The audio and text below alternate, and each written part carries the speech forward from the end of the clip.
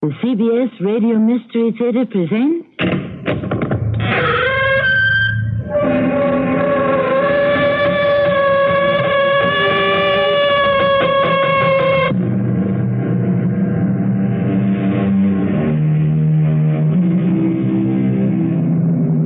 Come in.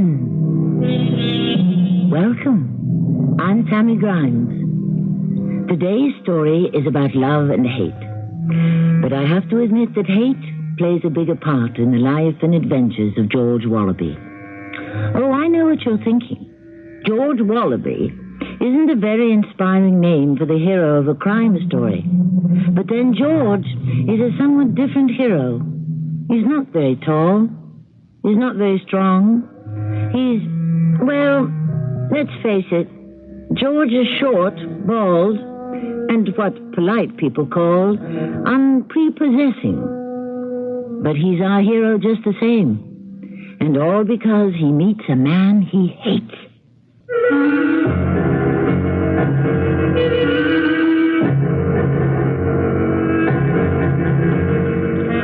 Our mystery drama, I Hate Harold, was written especially for the Mystery Theater by Henry Slessor and stars Larry Haynes. I'll be back shortly with Act One.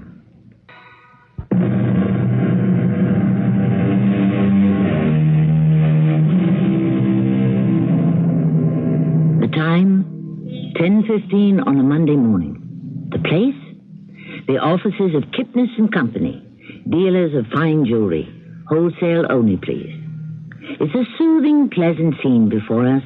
The gentle clacking of a typewriter, the soothing shuffle of papers, the subdued syllables of murmured conversation. It's a scene George Wallaby knows only too well, since he has viewed it from his desk for the past 6 years. Although these days, that view has improved considerably, because now, sitting at the desk opposite George, is a lovely young woman named Gretchen.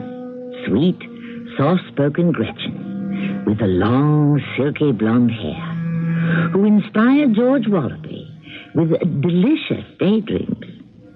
But today, George is about to have another kind of dream. At 10:15 on a Monday morning, George is about to have a nightmare.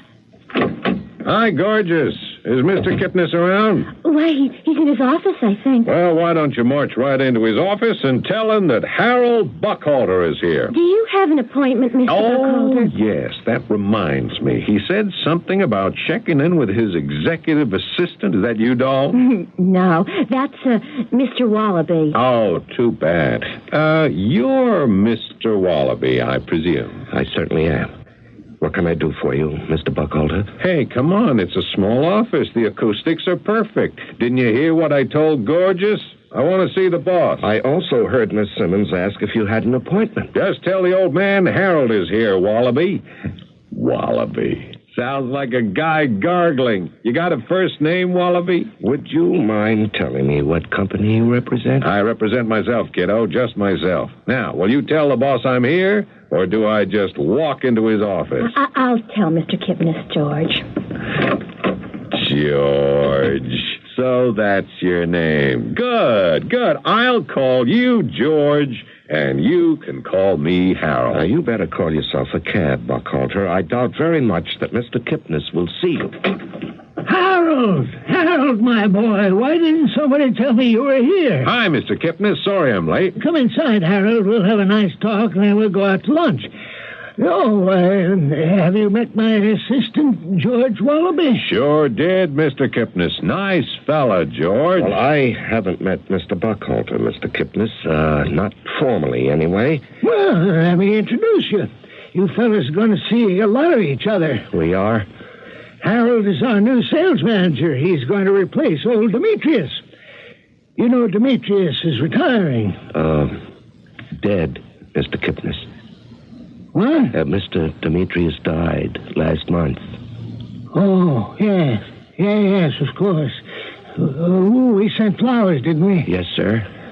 Well, this is our little office, Harold. Small but efficient. This will be your desk right here, right behind George. I'll keep an eye on him, Mr. Kipnis. You do that, Harold. And I certainly intend to keep an eye on you, Miss Simmons.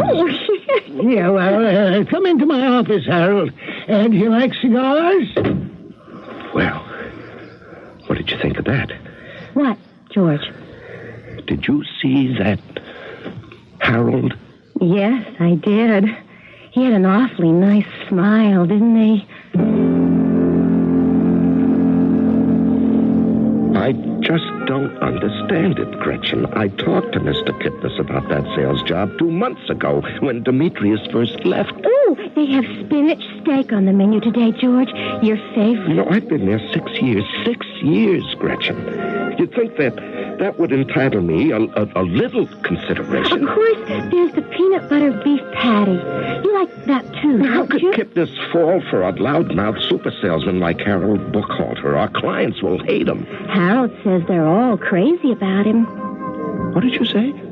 Harold told me that all our clients just adore him. When did he tell you that? At dinner last night. Gretchen, you had dinner with Harold Buckhalter. Why? Well, because he asked me. But you never had dinner with me, Gretchen. I had lunch with you, George. You mean I'm more the lunch type and Harold is the dinner type? You know, I never thought about it, but yes, I guess that's true. You know something, Gretchen? I don't like Harold Buckhalter. Come on in, George. Well, sit down, sit down. You don't look well enough to be standing up. The truth is, I'm not feeling too well, Mr. Kipnis. What's the matter? You got a virus? Well, you could say that, I suppose. A virus named Buckhalter. How's that again? Oh, well, it's worse than a virus, sir. It's a galloping infection. It's a plague. What are you talking about, George? Well, I'm talking about your new hotshot sales manager. I'm talking about Harold Buckhalter. That man is plaguing me, Mr. Kipnis. He's driving me crazy. Now, easy now, George. Take it easy. He's inventing new tortures for me every day. He's dedicating his life to tormenting me, and it's got to stop. Now, you can't be serious, George. Why, Harold is too busy to do anything like that. He's out there selling every day. Well, before he goes out there, Mr. Kipnis, he's in here at my desk finding new ways to make me suffer, like yesterday, for instance. What did he do to you? Well, he put a pinhole into my coffee container.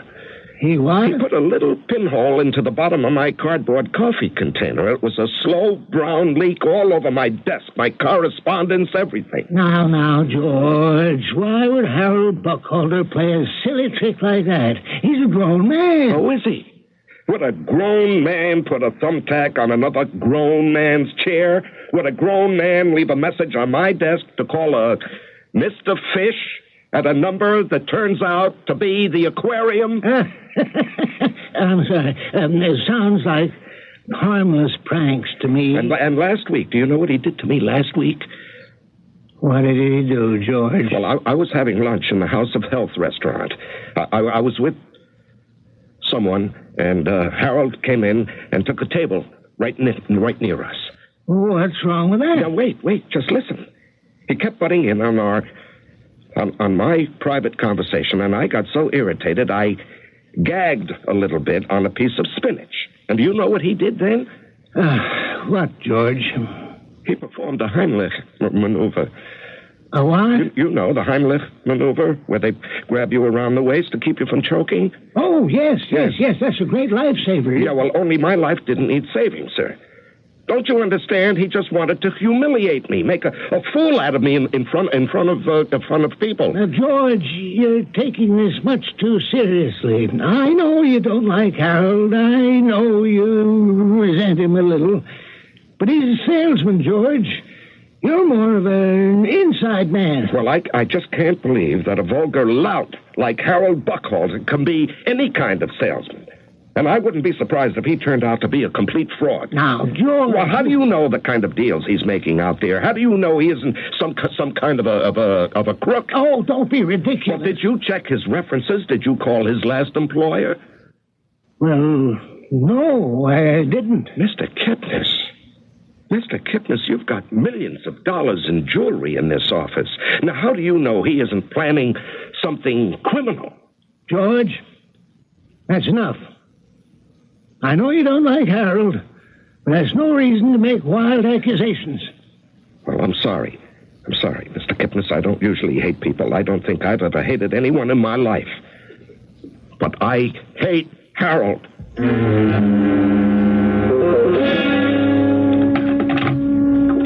Well, just see about these so-called references.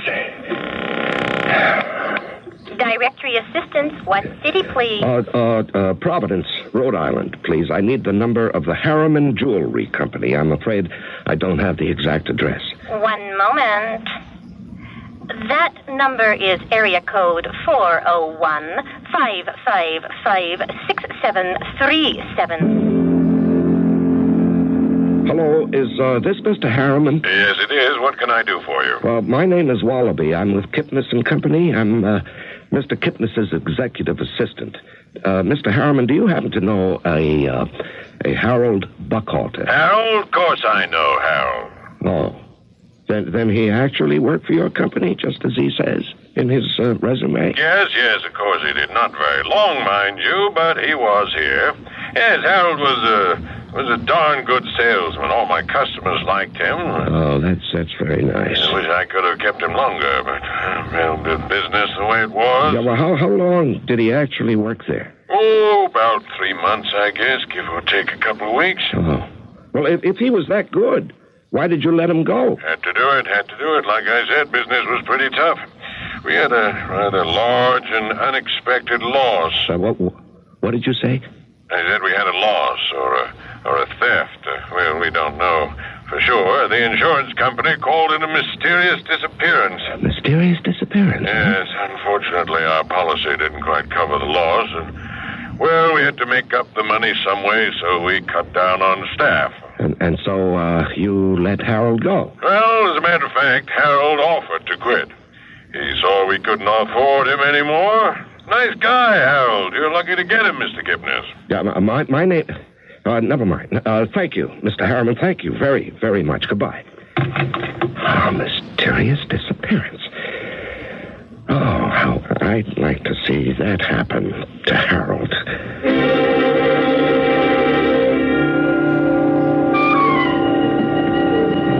Excuse me, is this seat taken? No, it's not. You're not expecting anyone? A lady, perhaps? No. Why do you ask? Well, to tell you the truth, I've seen you in here with a lady before. A very pretty girl.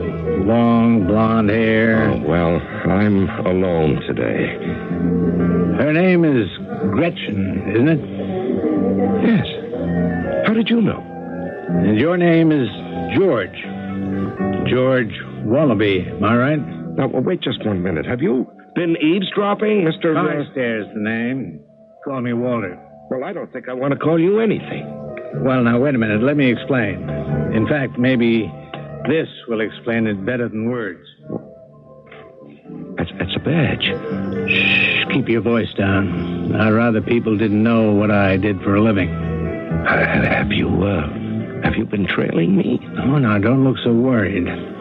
You're not under suspicion, and neither is your girlfriend. Well, she's not my girlfriend. Gretchen is just someone in the office. And there's someone else in your office, isn't there? Someone who calls himself Harold? Oh, yes, we definitely have a Harold.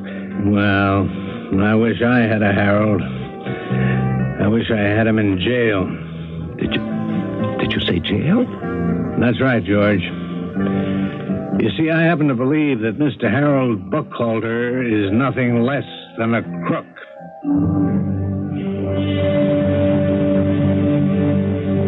Speak about prophetic visions. Apparently, George Wallaby's instincts about Harold are correct. Harold may be more than loud and vulgar, but as George sits in the health food restaurant, there's a strange expression on his face. He doesn't look alarmed. He doesn't look worried. Why, anyone looking at George Wallaby right now would think that he has just heard very good news. We'll find out how good that news really is when we return with Act Two shortly.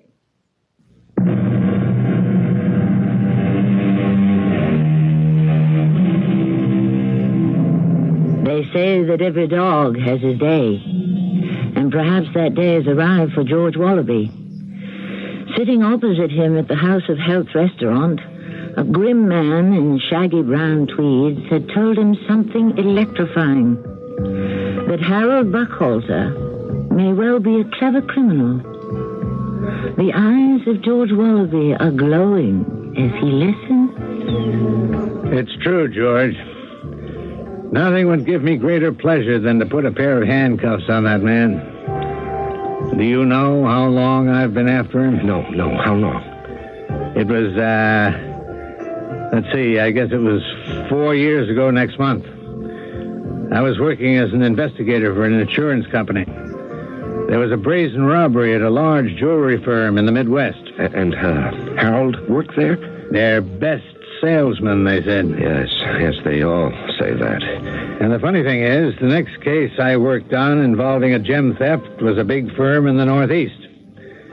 And lo and behold, who was their best salesman? Excuse me, George, are you listening to me? Oh, Mr. Carstairs, if you only knew how I was listening to you. Call me Walter. Something tells me that you and I have a lot in common. This is incredible. This is wonderful. Now, wait now. Don't get me wrong. I don't have any actual evidence that Harold Buckhalter was behind these gem heists. Gem heists? I love it. If I did have the evidence, I would have been flashing my badge in his face, not yours. Yes, but Walter, do you mean he commits robberies? Not at the point of a gun. It's more like a con game, inside jobs. To me, it's no coincidence that Harold Buckhalter worked in 3 companies that sustained large losses of gems. I worked on 2 of those cases, George, and I smell a rat.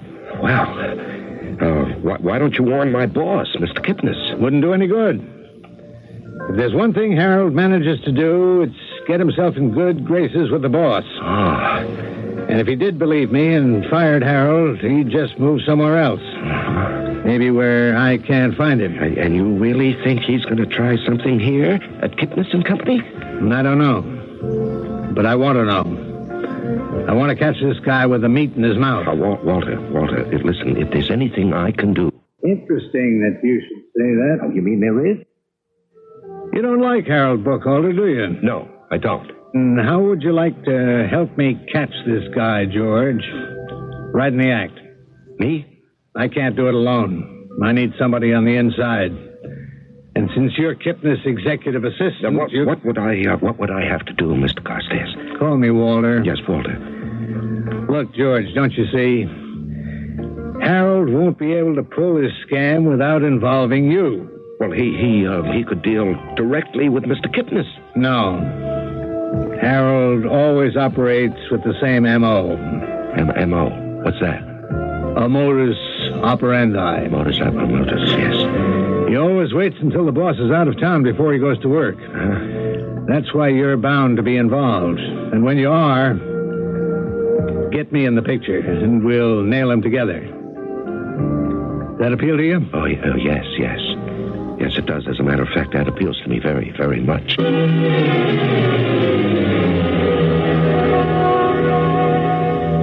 A week has passed since Walter Carstairs interrupted George Wallaby's bean and carrot soup with an invitation to adventure. It was a bad week for George. On Monday morning, Harold did Walter a favor and shellacked his wooden swivel chair.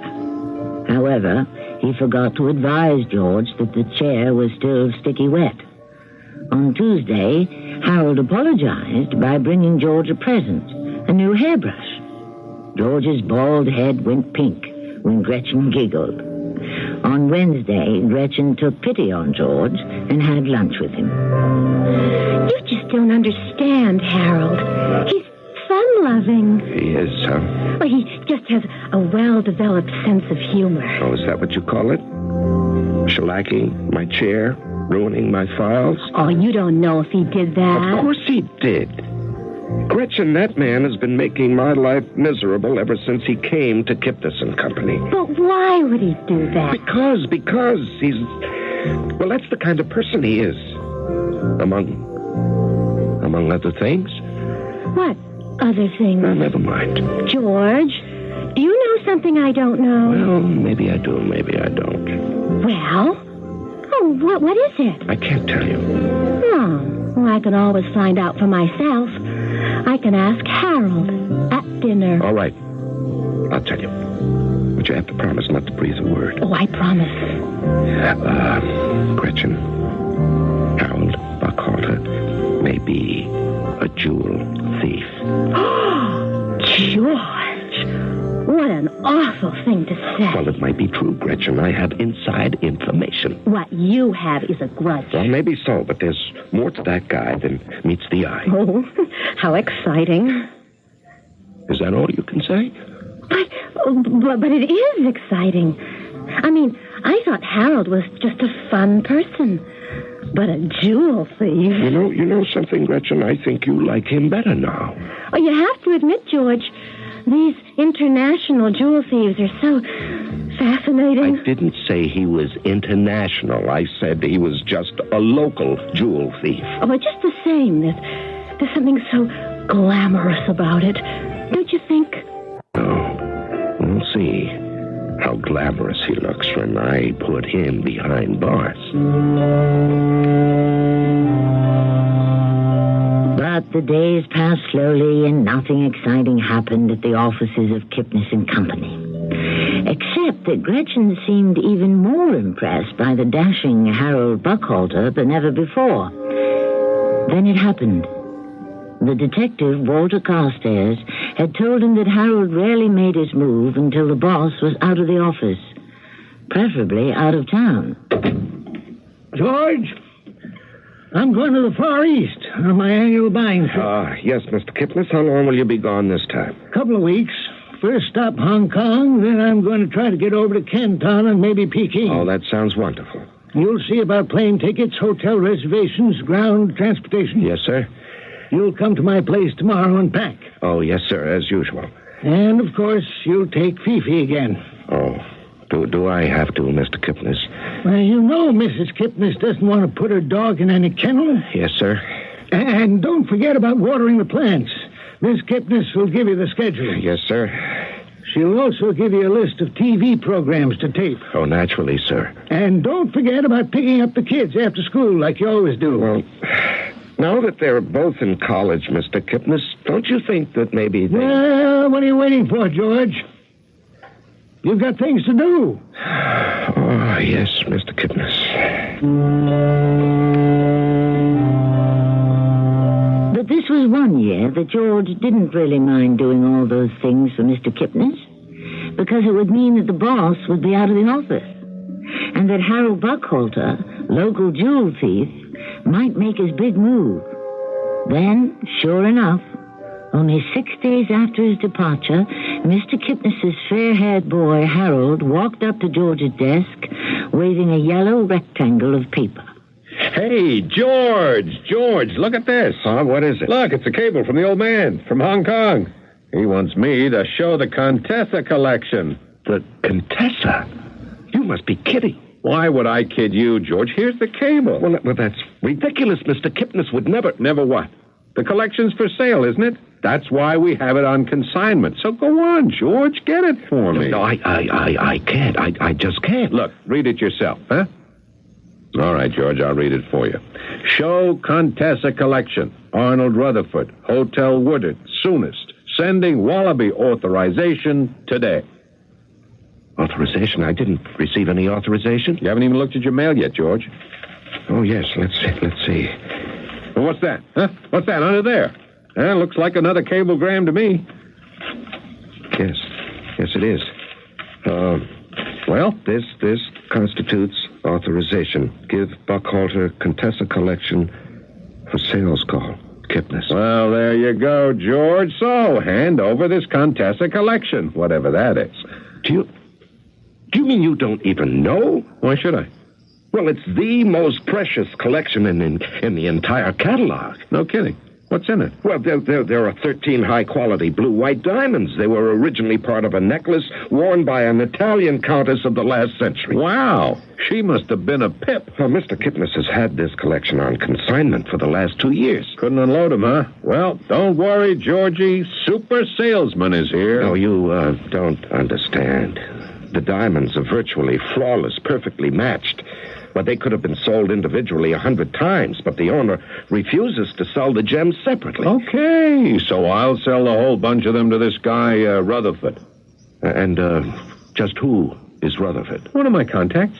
Don't worry about that, Georgie. Just get the stuff out of the vault. I assume this contact is coming here? No. I'm bringing the collection to his hotel. Oh, well, you can't do that, Harold. Why not? Because it's against company policy.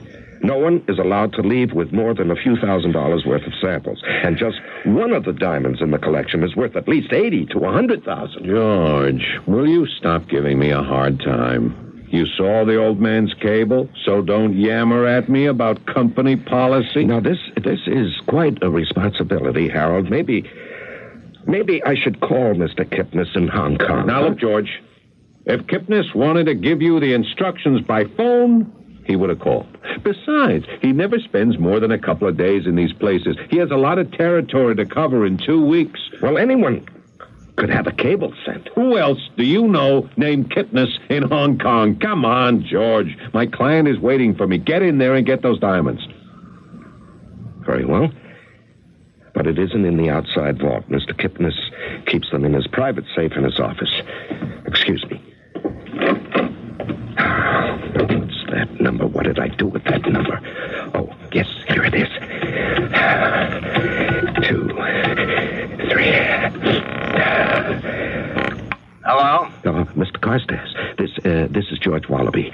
Call me Walter, George. Yes, Walter. Listen, Walter. It's just the way you said it would be. Buckhalter just asked me to give him some diamonds from Mr. Kipnis's private vault. Oh, and Kipnis is away, right? Yes, right. He's in the Far East. He's traveling.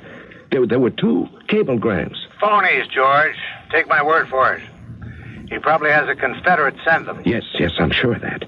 Mr. Kipnis would never let that collection out of his office. He never lets anyone ever show it but himself. Sounds like our boy is making his move. Well, what should I do, Walter? I can't possibly give him the diamonds. I know that it'll be the last we see of them. Give them to him, George. What? What did you say? Give him those rocks. It's the only way we're going to catch this guy red-handed. Oh, no, I can't do that. Oh, of course you can do it. Believe me, he won't get very far with them. Well, if he got away with this before... He didn't have me on his tail. This time will be different, I promise. Now, here's what you do. Stall him for about half an hour. That's how long it'll take for me to get in front of your building. When he comes out with the goods, I'll be there. No, I won't. Don't you want to see justice done, George? Well, I can't possibly release all those valuable diamonds. Don't you want to see that phony behind bars where he belongs? Yes, of course I do, but I You don't can't... like the guy, do you, George? I hate Harold. Then what are you waiting for, George? Yes, you're right. You're right, Walter. It's the best way. I'll give him the diamonds, but I'm going with him to meet this customer. I want to see this arrest for myself. No, George, that's no good. You'll scare him off. Well, just the same, Mr. Carstairs, if I'm going to do this thing, I will have to be part of the action. You really are a good citizen, George. It has nothing to do with the diamonds. I want to see those handcuffs go on because I hate Harold. And so, in the next few minutes, George Wallaby is going to get his chance for revenge. Of course, at the same time, Harold Buckhalter is going to get his chance at several $100,000 worth of diamonds. Which one of them is going to be the happy man? We'll find out when we return with Act 3.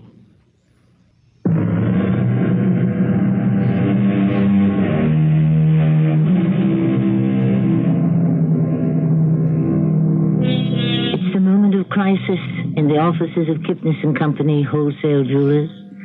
A moment that George Wallaby will look upon as the turning point of his life. He has made a fateful decision, and now there is no going back. As he steps out of the private office of his employer, Mr. Kipnis, there is a flat steel box in his hand. And Harold Buckhalter looks at the box and smiles. Well, now, that's being sensible, George. Mr. Kipnis would have been very upset if you hadn't listened to him. Yes, we wouldn't want to upset Mr. Kipnis, would we? No, George, we wouldn't. Well, hand it over.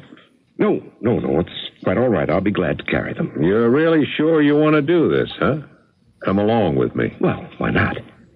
You can tell Mr. Rutherford that I am your assistant. That's the way you treat me around here, isn't it? All right, George. If that's the only way you'll have it, let's go.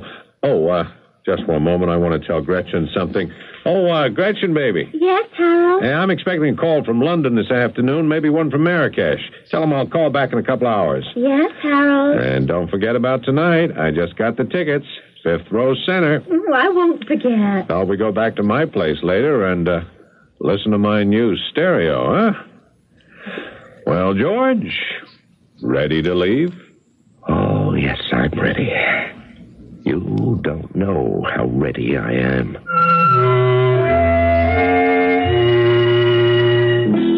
It was exactly 25 minutes since George's last word with Walter Carstairs when he and Harold emerged into the street. His heart beating twice as fast as normally. George clutched the flat steel box against his chest as Harold deftly waved a taxi to a stop against the curb. George looked about for Walter Carstairs, but there was no sign of the detective, and he began to wonder if he had made it on time. Hotel Woodard, please. Nervously, George looked out the rear window to try and catch a glimpse of Carstairs' trailing vehicle. He saw nothing, but he felt sure that the detective was behind them. He just had to be. You don't trust me, do you, George? Why? Why do you say that? Well, that's the reason you came along with me, obviously. You thought I might do something foolish, like walk off with a diamond. Oh, no. I didn't think any such thing. Yeah, I could see from the way you looked at those cablegrams. You thought they just might be a fake, didn't you? Certainly not. Yeah, I'll bet you were hoping they were a fake, George. And I'll bet you're hoping there ain't a Mr. Rutherford at the hotel, am I right? No, I have no idea what you're talking about, Harold. Tell me something. Why do you keep looking out the back window? Out the back? Oh, well, it's just a habit. That's a habit of mine. I'm always a bit nervous when I'm carrying so much precious merchandise. Oh, well, I can help make you less nervous, George. Give the box to me. No, thank you. Hey, here we are. There you go, buddy. Well, are you all set, George? All set.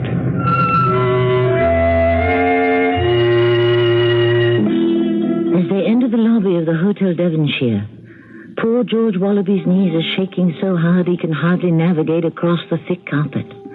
There is still no sign of Walter Carstairs, and for a depressing moment, George wonders if the detective has been mistaken, if the cablegram was indeed genuine, if there really is a Mr. Rutherford in a hotel room upstairs, waiting to make an offer on the most precious gems in the Kipnis and Company inventory. One moment, George. I'll have to use the house phone.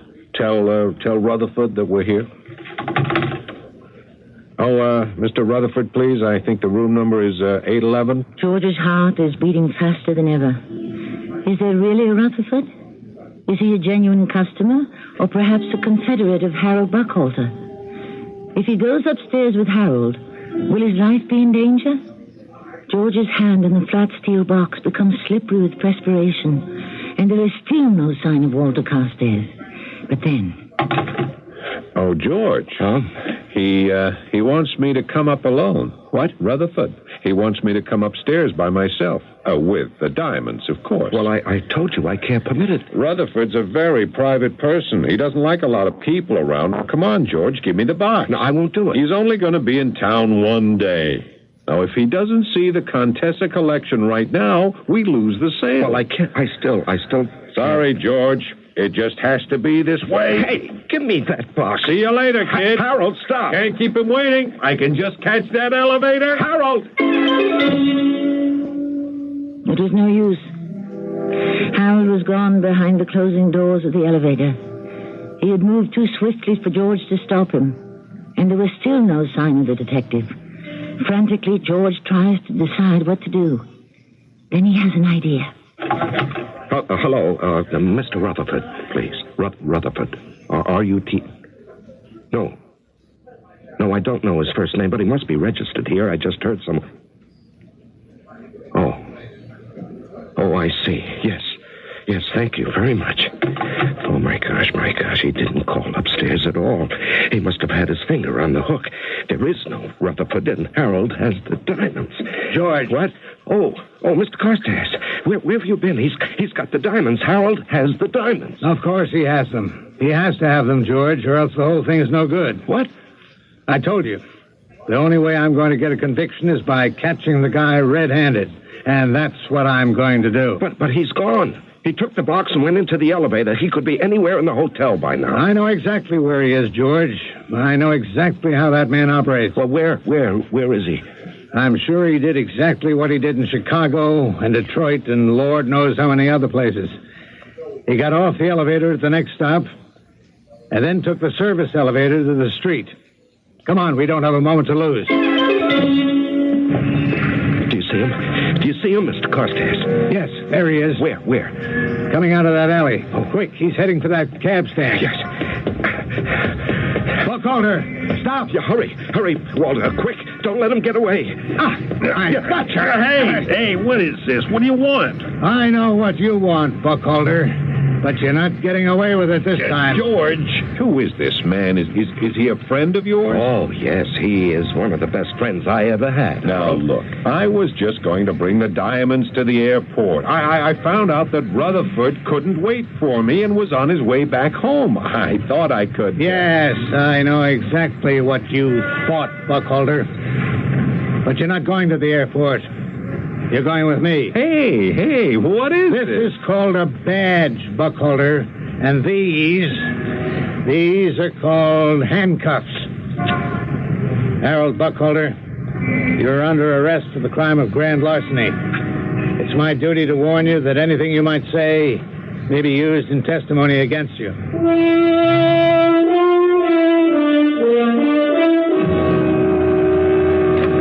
Morning, Gretchen. Is Mr. Kipnis in yet? Yes, he's waiting to see you. Oh, George, is it all true? Oh, yes, it's true. All right, I'll tell you all about it at lunch if you like. Oh, yes, please. Yes, I'll see you later then. Oh, George. Come in. Sit down, George. Yes, sir. Talk to me. But whatever you do, don't tell me what a fool I've been. I know it only too well myself. Well, now don't you be too hard on yourself, Mr. Kipnis. No, you warned me, George. You told me I was being a silly old fool, trusting that young man without even checking out his references. Well, it wouldn't have helped, Mr. Kipnis. Now, Harold's reference would have been verified. Nobody he ever worked for thought that he was a crook. That's why he got away with it for such a long time. You do have insurance, of course. Insurance? Mm-hmm. What are you talking about? Why, to cover the loss. What loss? What are you talking about? You mean you don't know? Well, you told me on the phone it was a trap. That this detective, what was his name? Well, I call him Walter. You told me this detective wanted to catch Buckholder in the act. Yes, that's what he told me. Of course, he was lying. He what? He didn't want to trap Harold. He wanted to trap me. And that's what he did. He was a crook, too. What did you say? I just came from the police, Mr. Kipnis. And they told me there isn't any cop named Walter Carstairs, private or otherwise. They told me that Walter is Harold's Confederate. Oh, good Lord. Yes, they've been working this con game for years, and that's why Walter kept the Contessa collection. Yeah, but you told me he needed them for evidence. Yes, that's what he always says, of course. Then the diamonds are gone? Oh, yes, sir, yes. I'm sure they're both out of the country by now, Mr. Kipnis, deciding how to spend the money. You know what I just decided, George? What's that, Mr. Kipnis? You're fired.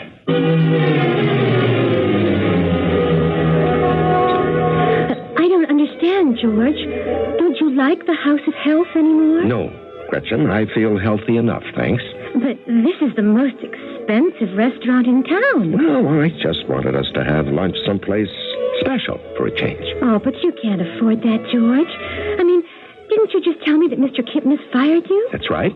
Did he give you severance pay or something? No, not a penny. And you're not upset about it? Oh, no. I deserved being fired, and I certainly didn't deserve any severance pay. But what happened wasn't your fault. Wasn't it? Well, they fooled you, George. They were just too clever for you. Oh, yes, they were clever, weren't they? I'm sure Harold dreamed up the whole scheme.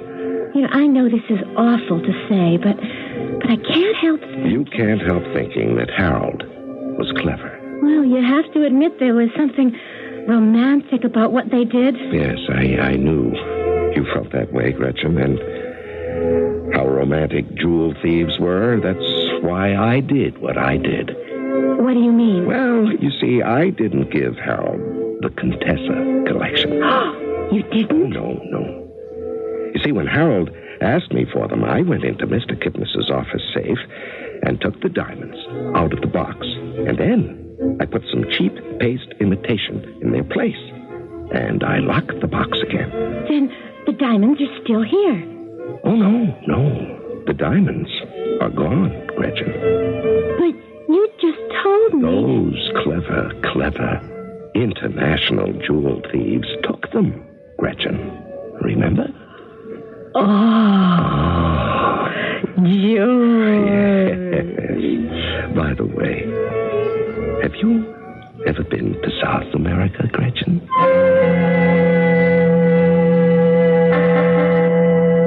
It looks as if the Contessa collection has just been added to George Wallaby's collection. And so, for that matter, has Gretchen. You might say there's a moral to our story. Even though George started out hating Harold, he ended up by being very grateful to him, which goes to prove that you can always find something to like in everyone you meet. I'll be back with a further report on the Contessa collection shortly. There was only one problem in George Wallaby's life. The day he and Gretchen showed up at the airport to board a plane for Brazil, they were approached by two gentlemen with badges. This time, the badges were the real thing. You see, George decided it would be much better to carry the Contessa collection aboard by hand. What he forgot was that all hand luggage went through X-ray inspection. Ah, well, they do say crime doesn't pay. But crime and mystery can also be entertaining. So we hope you'll be listening for us next time. Our cast included Larry Haynes, Paul Hecht, Robert Dryden, and Diana Kirkwood. The entire production was under the direction of Hyman Brown. This is Tammy Grimes, inviting you to return to our Mystery Theater for another adventure in the macabre.